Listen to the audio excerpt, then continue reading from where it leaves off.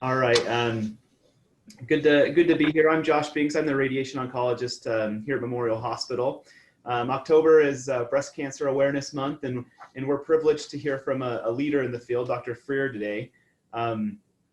She's the chief of the breast imaging section at Huntsman, and has worked a lot with the tomosynthesis clinically is what I've read. She came to the University of Utah from Boston, where she was faculty at Massachusetts General Hospital and Harvard Medical School. So in honor of Breast Cancer Awareness Month, we're grateful to hear the lecture today on breast cancer screening. Thank you. Thanks for having me. And yeah, I did have the pleasure of coming to the Paint the Town Pink last year. It was a blast. We did some kind of like medieval reel dance too, which was fun because I think it was a masquerade theme. I'm sorry I can't be there in person, but Zoom is pretty fantastic that we can share this way. So thanks for joining me, and we'll talk about breast cancer screening today, kind of the latest, and then I'll save room for questions because I'm assuming people have lots of questions. So why do we still care about breast cancer? It is the #1 cancer in women that's not skin cancers. It's the second leading cause of cancer deaths in women. So in 2015, there were an estimated 231,000, almost 232,000 cases. It's estimated that there are more than 331,000 new cases for this year. As of 2016, there were 3.5 million women who were living with breast cancer in the United States.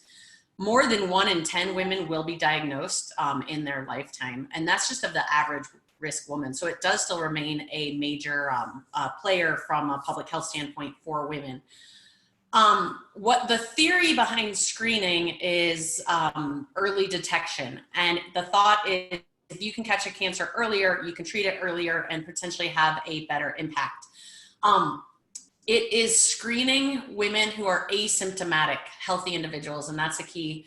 And the goal is to catch cancers at a smaller size than what you could if you had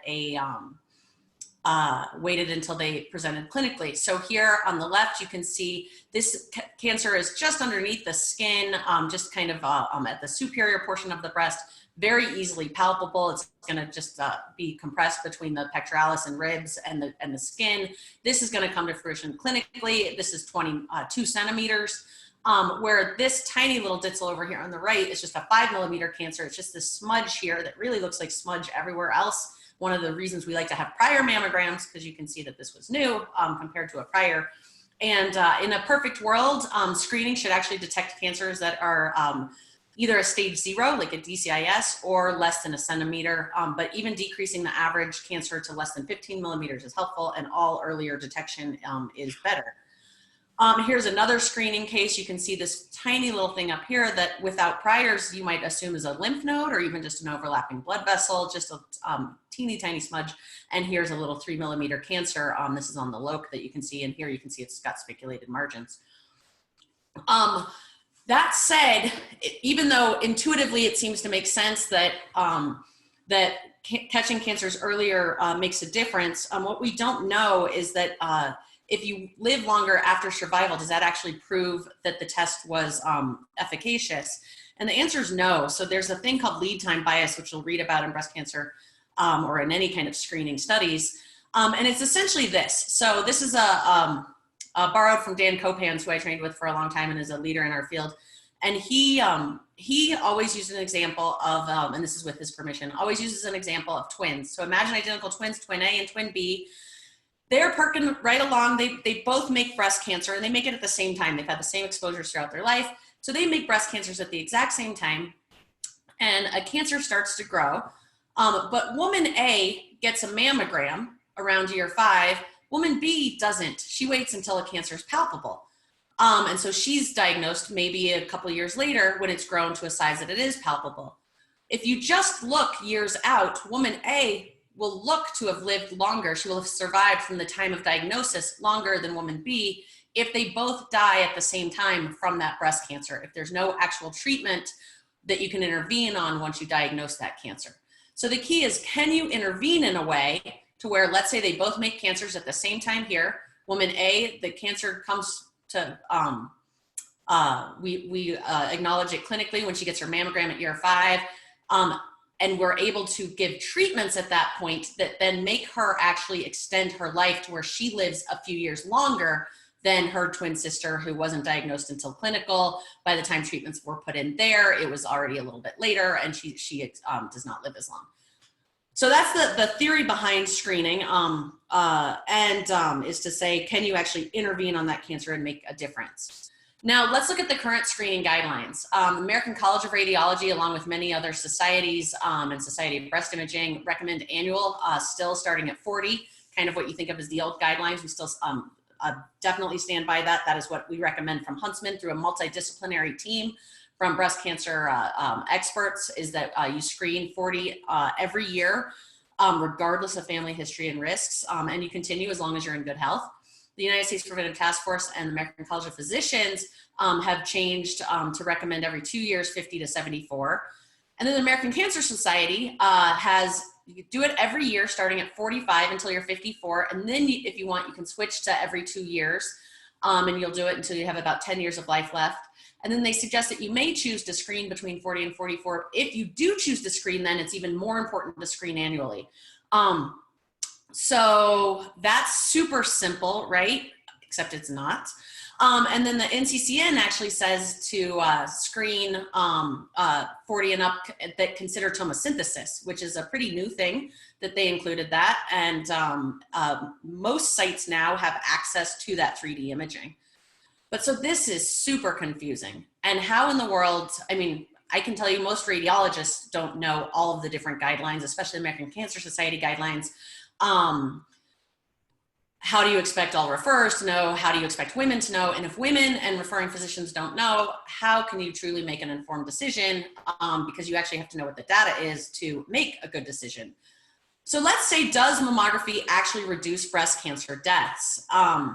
This is age-adjusted data from the United States. And you can see this is about the year when mammography was introduced on a widespread scale. About 1990 is when it really took off from a public health standpoint. And if you look at the mortality reduction since that time, correlating beautifully, you'll see a 42% reduction in breast cancer deaths. Obviously, we've had changes in treatment since then, but this is at least half attributed to mammography in scientific studies, if not more than that, and it correlates beautifully. You also see that the total number of lives saved is estimated to be over 500,000 lives. So yes, mammography has reduced breast cancer deaths. It's been an incredibly important public health initiative. So where do all of those consensus guidelines agree? Because what some people interpret is that because these are so confusing, they actually interpret it to say, you know, mammography is not that important, or it doesn't really work, or nobody really thinks it does anything anymore. The treatments are so good, and they kind of downplay it, or it's so confusing that they decide to not follow guidelines at all. But everyone who evaluates mammography data agrees screening mammography works. So that's not the issue. Everyone agrees that women 50 to 74 should get screened, and that it should be at least every 2 years. Everybody agrees that all women who are over the age of 40 or 40 and up should have the opportunity to receive annual mammography. So everyone supports that if a woman chooses to do mammography, that she should be able to get it. And then everyone agrees that high-risk women need to be screened annually with mammography and potentially with supplemental screening, which such as MRI or genetic testing. Let's look at data from the SEER database. This is the 5-year relative survival by stage at diagnosis. So do you have longer survival if you are diagnosed earlier? Let's look what that actually looks like. Localized disease is just right at the breast. Regional is at the breast, but a little bit more, and some lymph nodes. Distant disease is obviously stage 4 metastatic disease, and then these are the unstaged cancers. If you look at the 5-year relative survival, you can see that being diagnosed with just localized disease in the breast alone, it's about a 99% survival at 5 years. It's phenomenal. If you have lymph node metastasis, it goes down to 85%, and then with stage 4, it drastically drops. So yes, being diagnosed earlier does actually make a difference in your survival. Some of the best data we have in the US is from what's called a failure analysis. This is pretty neat, and it came out just a few years ago, 2014. This is from my prior institution, from data from Massachusetts. And they looked at 7,000 women who had breast cancers in Massachusetts that were diagnosed between 90 and 99. The median time of follow-up was over 12 years. And they considered women who got regular screens, which was at least 2 screens over a 2-year period, and were asymptomatic. They noticed that of the women who died from breast cancer, 75% of the deaths occurred in the women who were not receiving regular mammograms. They estimated that about 5% of the regularly screened women with breast cancer would die within 13 years, based on data that we know from staging, compared with 56% of those who had not been regularly screened. So that's pretty real world data showing mammography does work. It was even more important in the younger women. The mortality reduction evidence that we have, if you look at randomized controlled trials, just women who were invited to screen, these often involve hundreds of thousands of women. From meta-analysis, you're talking millions of women followed over decades. We know that there's a 20 to 30% reduction for the women who are just invited to screen or when it's introduced into a population. In women who have actually been screened, when you look at this from cohort studies or case control studies, you're up to about 50% mortality reduction in the women who do get mammograms. Some of this data comes from Canada. They did a pan-Canadian study evaluating about 20 years worth of mammograms in the 3 million women, 2.8. They compared the breast cancer deaths in women who had screening to those who didn't. They showed an overall 40% reduction in mortality in their population throughout all provinces. You can see the provinces over here. This is from beautiful observational study results. When you looked at by age, notice the mortality reduction is the highest actually in the younger age groups. And this makes sense because cancers have a tendency to be more aggressive in this age. The ones that you're going to catch on screening are the ones you really want to treat and try to catch as early as possible.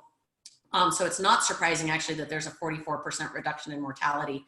What's even more interesting is if you look at, I don't have a slide in here for it, but if you look at quality of life years that you get, you're gonna have a longer and much higher quality of life years in the women who are younger, the 40 to 49-year-olds, than you will in the older age groups. So screening is actually more important in these younger women in terms of long-term quality of life issues and quality of life years left, and from a financial standpoint, as well as from a mortality reduction standpoint. Why don't we have this data in the United States? I can't get into specifics in detail right now because it's too cumbersome to explain, but it's essentially that we don't have a national cancer screening program that's linked to a tumor database. So you can get through some databases, you can get it actually at Utah. We have the Utah population database and you can look at those, but you can't get widespread population for the United States because there isn't a national cancer screening program, where in Europe and in Canada there is. So that's where we get that data. So randomized controlled trials did not stratify by risk. And that's really important to recognize because the ACP and the United States Preventive Task Force recommend that women discuss with their physicians before deciding on screening. I'll tell you, we also at Huntsman recommend that women should discuss screening. I think all decisions should be based between provider and the patient. Obviously, we don't tie anybody's hands to do anything or force women to do things.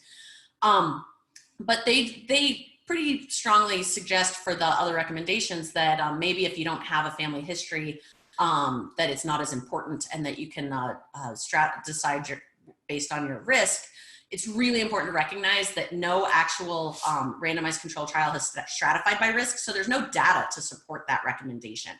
There is data to support doing additional screening in your high-risk women. So if a woman is known to have a family history, BRCA positive, a known cancer syndrome, then MRI would be recommended. So the biggest risk factor for breast cancer is simply being a woman.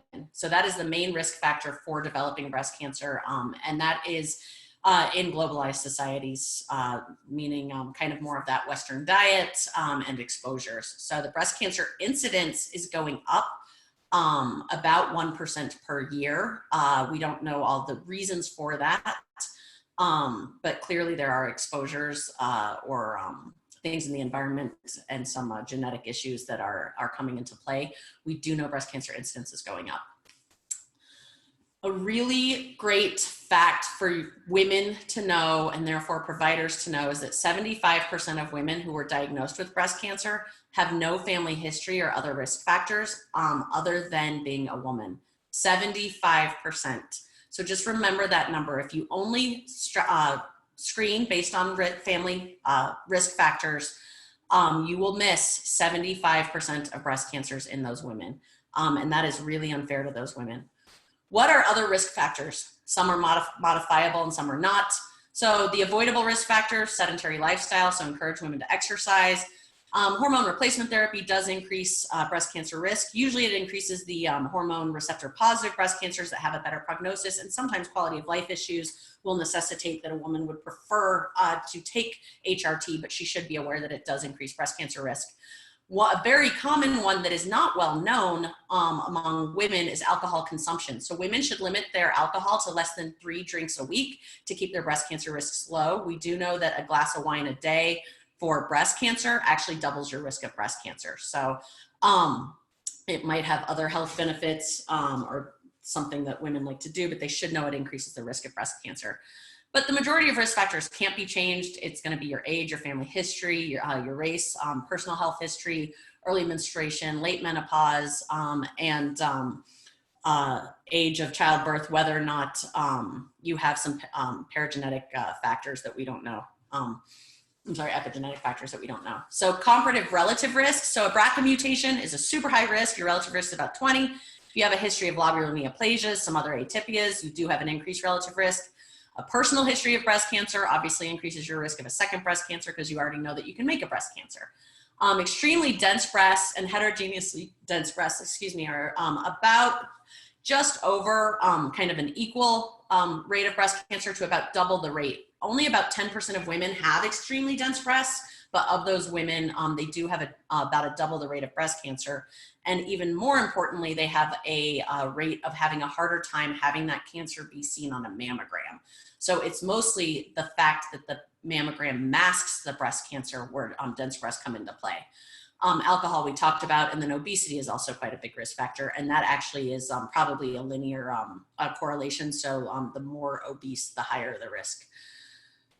One statement that I think providers and women need to be aware of is that even the United States Preventive Task Force, the American College of Physicians, for the USP, which follows the PSTF, when you actually read the scientific reports, not the bullet points, but the scientific reports from the United States Preventive Task Force, they actually state in their summary, for women in their 40s, the benefit still outweighs the harms in terms of mortality reduction. And so that is a very important fact that people should know. So they state, talk to your providers and do it at least at 50, but they do acknowledge that the mortality reduction is higher and that the benefit still outweighs the harms. And the question is how many patients and physicians are aware that the USPSTF actually even says this.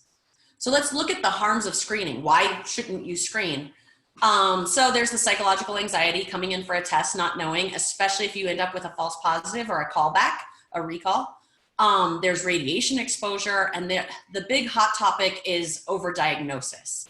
We'll talk about that in a minute, but overdiagnosis is essentially finding a cancer on the mammogram that was not going to come to harm for the patient in her lifetime anyway. She was just gonna die of other reasons and not that breast cancer.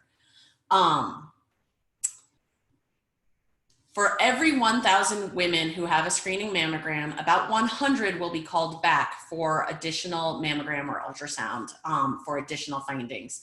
That is about 10%. With tomosynthesis, that rate's about 40% less, maybe 50% less at our institution. So it goes down to about 50 of those women, but women do have a higher rate of being called back. When they come back, 60 of those will actually be told that they're fine. There's nothing there. It was just maybe some summation from kind of a shadow of the way the tissues overlapped that year.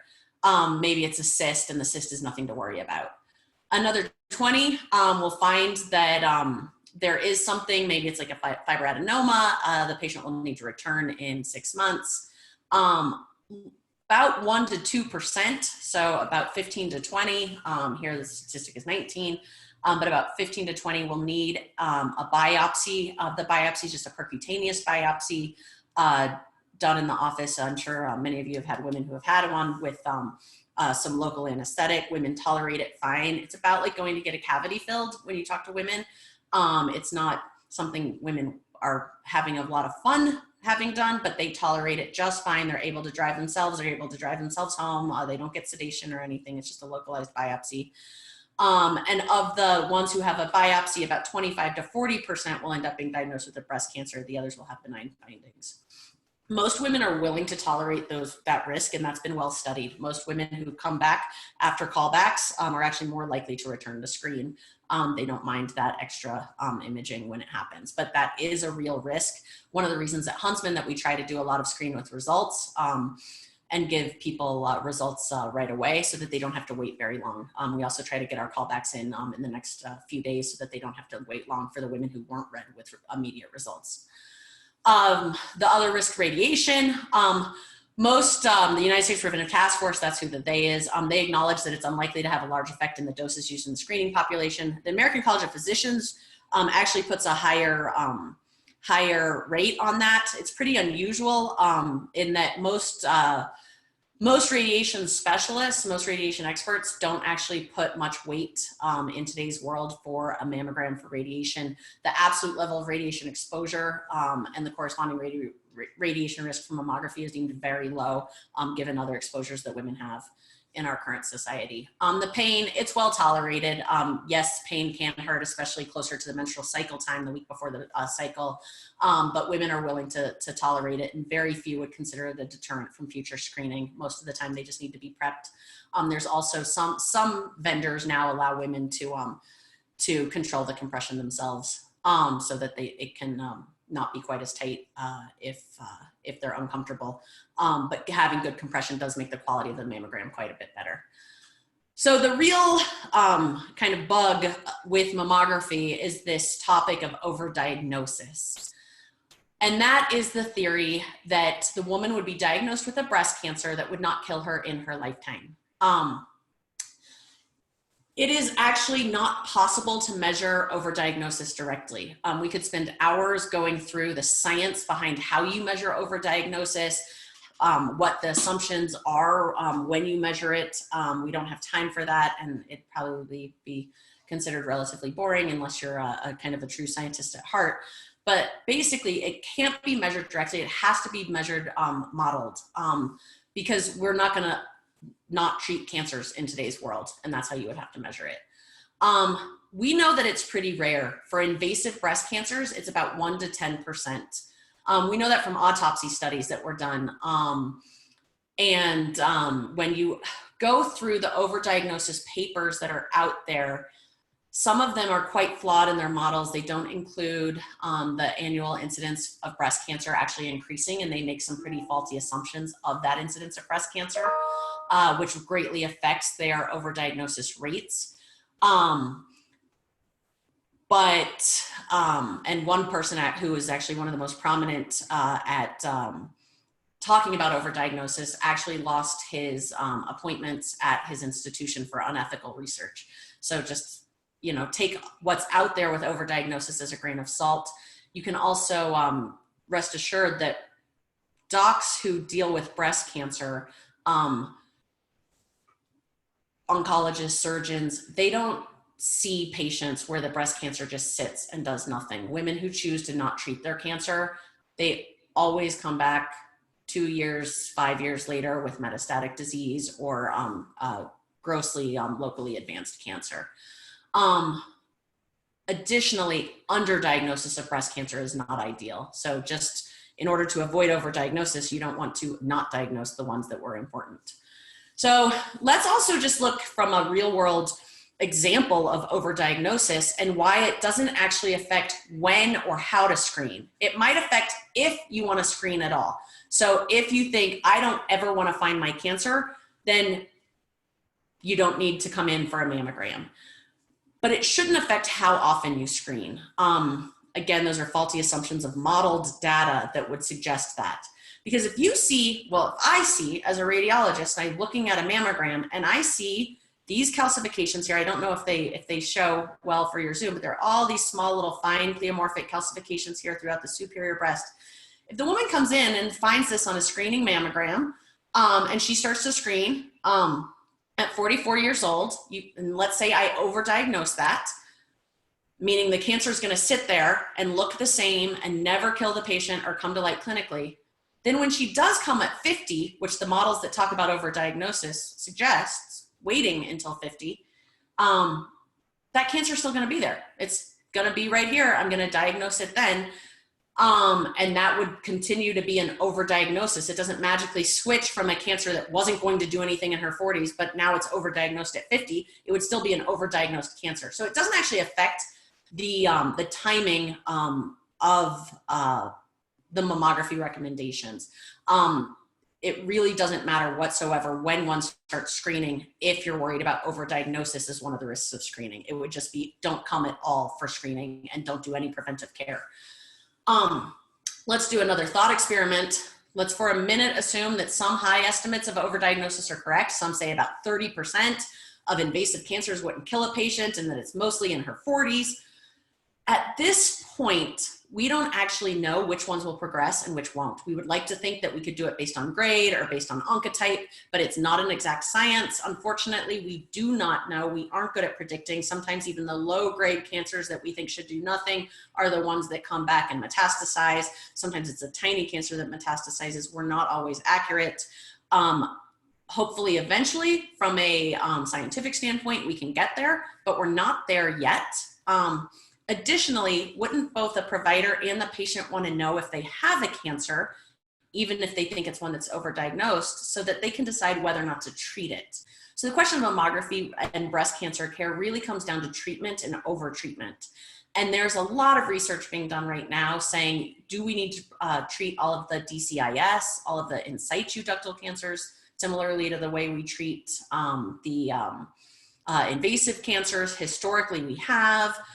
Prior studies a couple decades ago tried to decrease treatments. They weren't successful, but we have more understanding now. So new studies are going on at the Huntsman. We have participated in a couple of those studies, are currently participating, saying potentially women don't need quite the same treatment for the in situ cancers that they did, or at least for some in situ cancers that they do for the invasive cancers. And we might get there with other types of invasive cancers eventually. So here is a case. This is what actually happens in real world data. This is the case I showed you of when she was diagnosed. Here's her 2009 screening. It's not here. She waited till the 2011 screening. She skipped the 2010. She followed the every 2-year guideline. And when she has the cancer, she has calcs and she now has a lymph node. And you think, well, what if she had come in this 2010 that's left blank right here? We probably could have found that cancer before her lymph nodes were involved, and you can see the difference in her lymph nodes in size here. And so not only is the cancer itself bigger to where she now needs more surgery, but she also is going to need chemotherapy with the lymph nodes, and her prognosis and long-term prognosis is significantly worse, which is unfortunate. So, you know, you wish that she had come in that 2010 time. This is also what usually happens with cancer. Again, here's a 2012 cancer here. The woman decided not to treat it. There are these little calcs here. There are biopsy clips showing it. She said, I don't want to do anything. This is just an in situ cancer. I don't need to do anything. She did not return for all the follow-ups that she was supposed to for someone who didn't want it treated. And you can see in 2015, it's over nearly her entire breast. And she ended up requiring a mastectomy. So that is what usually happens with cancers. And this was a low-grade in situ cancer. And so that's why we don't know which ones to treat and which ones not to. And the women who are going through the COMET trial actually get really close follow-up in addition to hormonal therapy. So let's look at what happens if we don't screen women to their 40s, in addition to an increased risk of dying from breast cancer. When you think, do we screen versus do we not screen? The risks of not screening are that cancers are diagnosed at a more advanced stage, much higher risk of needing mastectomy, larger lumpectomies, and a much higher rate of chemotherapies. There's not just increased mortality that we've talked about, but there's also the increased morbidity of that. versus the risks of screening, which again were anxiety, which women are willing to tolerate and usually goes away after the callback, false positives, radiation exposure, and the overdiagnosis, which we looked at and is really an overtreatment issue. All of these are non-lethal. The risks of not screening actually includes lethal risks. So most women, when they know this data, actually choose screening. The benefits, in summary, a 40% drop in breast cancer deaths, less extensive surgery, less chemotherapy, and the chemotherapy is actually more effective. Real world data, because it's really important to look at real world data, not just modeled data. Most of the people who are anti-screening use modeled and with assumptions. When you look at real world data, Laszlo Tabar, this is from Scandinavia, looked at almost 60 years of follow-up. Every woman in its study had at least 10 years, many had 20 years of follow-up. And this is during a time where patients had the same available treatments.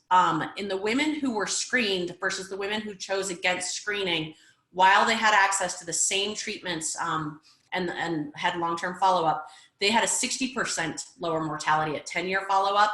And that mortality benefit actually stayed for 20 years with an almost 50% lower mortality at 20-year follow-up.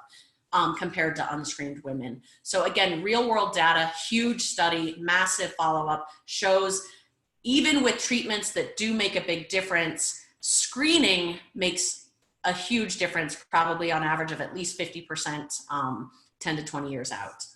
So that said, there's marked room for improvement. Mammography does not detect all cancers. I'm sure most of you know of stories of women who had a mammogram and then within the next year, or before their next mammogram actually had a cancer come to clinical attention.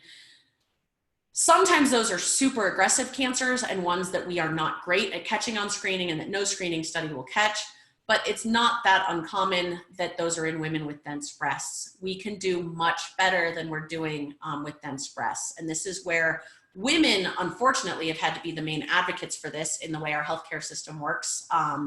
From a more federal policy and insurance standpoint. Women have been advocates in saying, please put more money into research for dense breasts. I would like to know if I have dense breasts. And now there's dense breast notification in nearly all states and going nationally through the FDA. And then in many states, there are ultrasound requirements. We do not do ultrasound because no society recommends it. No good study fully supports it. There's lots of studies that show it's not of a cost benefit, and the false positive rate is skyrocket high. So only about it's a triple risk of being called back. It's a double risk for being called back. It's a triple risk for biopsies. And of the biopsies, only about 6% are cancers. So you're biopsying many, many, many more cases where hardly any turn out to be cancers. And that's probably not going to be the way of the future. So no society recommends against it, but nobody recommends for it. So currently in Salt Lake, we are not doing breast ultrasound screening for most women. But we do know that mammography does not detect all cancers. So what are the ideal situations? One, experienced radiologist. There's great data on this. I didn't include it, but having somebody who is an expert, either fellowship trained or equivalent of fellowship trained, and pretty much only does breast imaging is who you want. You want someone who reads both screening and diagnostic. You want someone who reads high volume. Good data shows you're more accurate with that. We know that digital is better than non-digital mammogram. That's pretty much a moot point. There are hardly any non-digital systems in existence in the country anymore. Tomosynthesis is even better. So that's the 3D imaging. When you have access to it, that is better. It's especially better for women with dense breasts.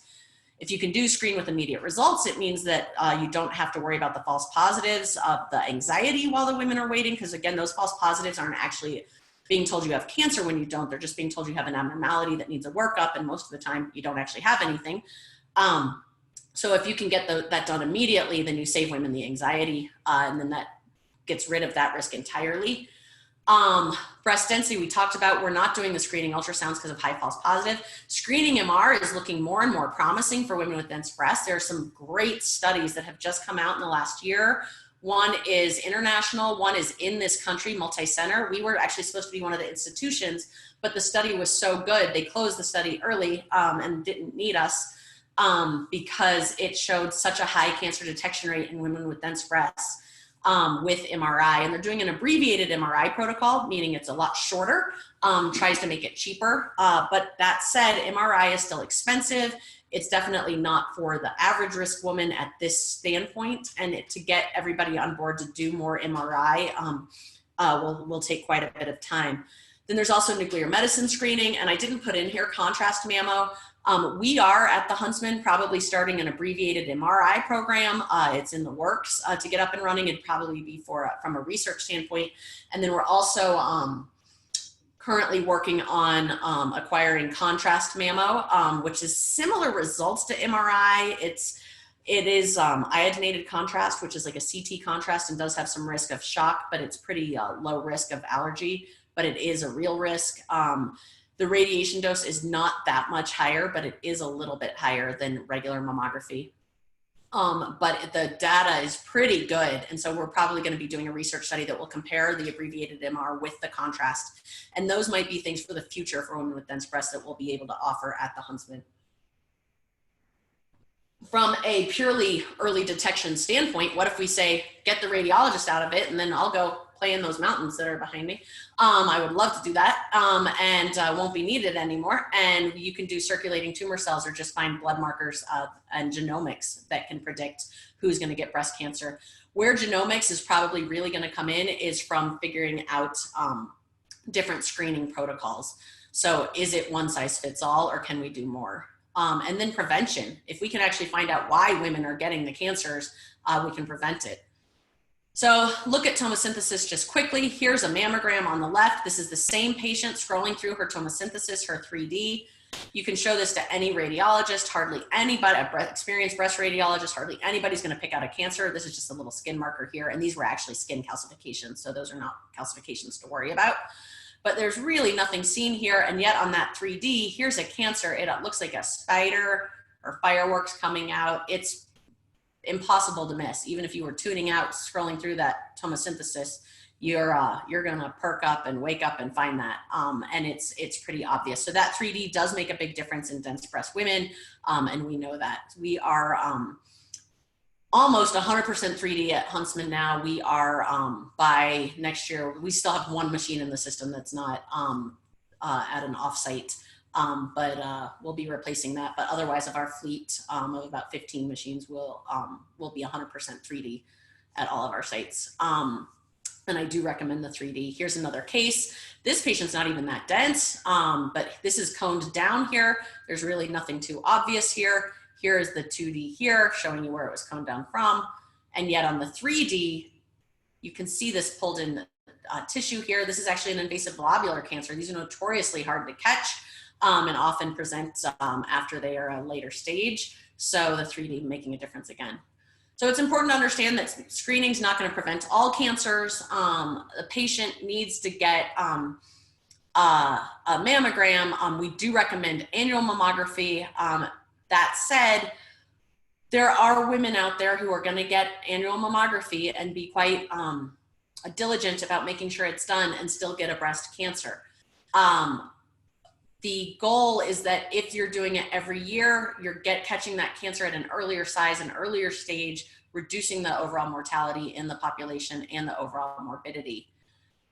A really important recommendation that remains missed many times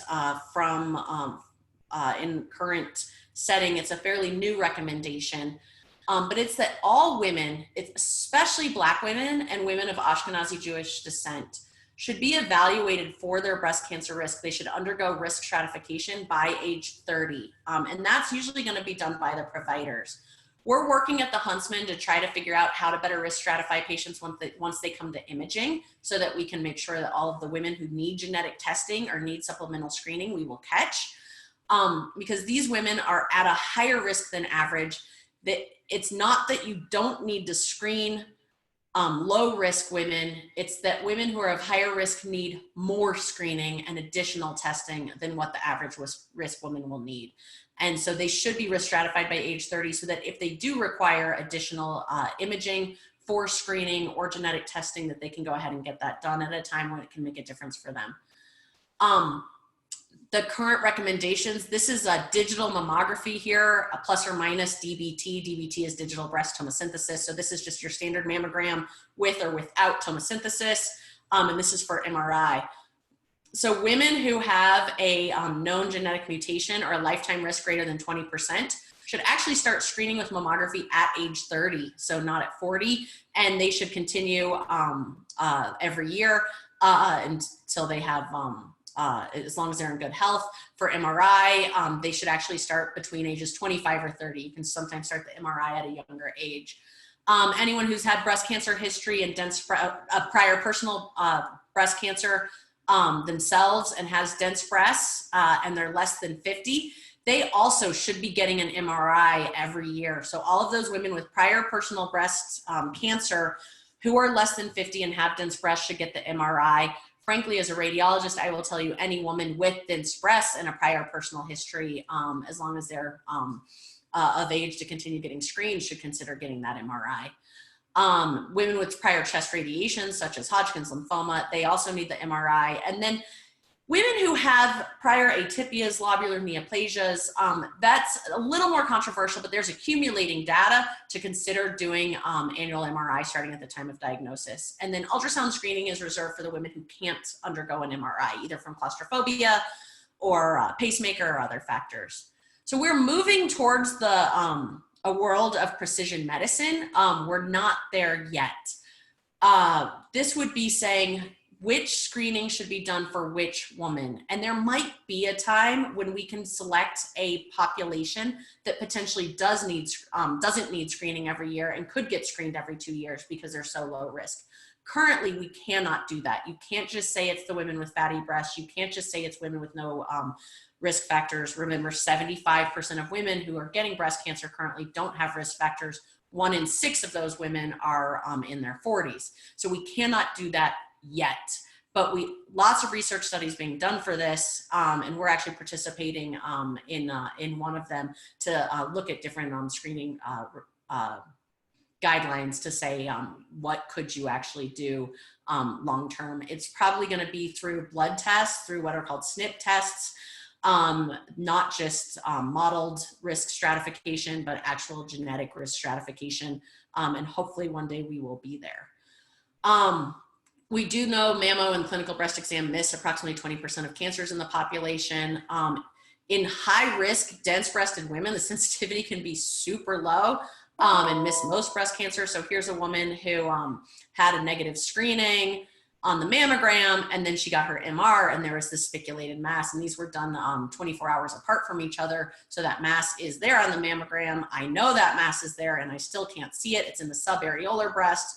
Subareolar breast is notorious for not being quite as well seen either clinically or on imaging, but obvious there on the MRI. Here's another patient who came. We did a screening ultrasound in her. She had pretty much every risk factor you can imagine, which was extremely dense breast, prior history of breast cancer herself. She was a BRCA known mutation. She'd had mantle radiation, chest wall radiation for a mediastinal lymphoma, and she had a pacemaker. So she had every reason to get screening ultrasound. And I did find a small little grade 3 invasive ductal cancer. And I mean, these are the kind that can blow up fast. And so this is a case where screening ultrasound was useful. Unfortunately, though, 92% of the time, the biopsies are benign, and you're biopsying a lot of women. So, and here's the dense breasts on her showing you that it's negative. So kind of in summary, if you look at getting regular screening mammograms, you will decrease the risk of dying from breast cancer. If you look at kind of the difference between the guidelines, this first box here is, or first line here is if you get annual screening mammography, what the risk reduction is. And over here, you can see this is a percent of risk reduction of dying. This is the number of lives saved per 100,000 women by following these guidelines. The second bar, the American Cancer Society guidelines, starting at 45 to 54, doing it every other year after that, and potentially 40 to 44 if you choose. And then these are the American College of Physicians and USPSTF guidelines down here. You can see that The relative risk of dying from breast cancer is you reduce that risk the most if you get screened every year. You're going to save quite a bit more lives. You have 12,000 lives saved per 100,000 women screened. If you screen every year, if you wait and do it every 2 years starting at 50, you're only going to save 7,000 of those lives, which means you're going to lose 5,000 more of those women. And I can tell you which woman wants to be in that 5,000 or who wants that for a family member when the risks of screening are pretty minimal. Or at least quite well tolerated. So what age should women start getting screened? Remember, half of all fatal breast cancers are diagnosed before age 50, so it's actually relatively more important to get screened in the 40s. All of the major health groups agree that yearly starting at 40 saves the most lives, and that recommends screening starting at 50 and up at a minimum. Black, Hispanic, and Asian women are at particularly high risk of developing aggressive form of breast cancers. Those should be more,